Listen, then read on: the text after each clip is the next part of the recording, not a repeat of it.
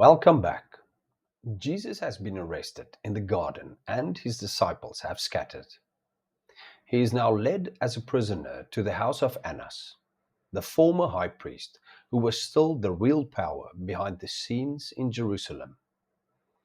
As Jesus begins a sham trial in the dead of night, the camera of scripture pans outside to the courtyard where Simon Peter is about to face a trial of his own.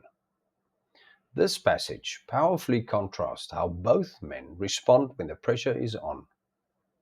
Inside, Annas questions Jesus about his disciples and his teachings. Jesus' response is not one of typical prisoner.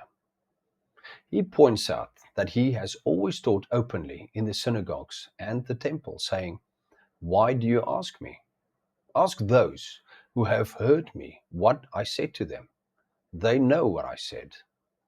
He is challenging their illegal, secret process and calling for a proper trial with witnesses, just as their own law required. For this courageous and legally correct response, an officer strikes him on the face. Meanwhile, outside in the courtyard, Peter is standing with the servants and officers, warming himself by a fire. Having followed Jesus at a distance, he now finds himself in the enemy's territory. A servant girl at the door recognizes him and asks a simple question. "You are also not one of this man's disciples, are you?" Peter's response is a blunt denial. "I am not." The scene cuts back inside to Jesus, who after being struck again challenges the injustice with perfect composure. "If what I said is wrong, bear witness about the wrong. But if what I said is right, why do you strike me?"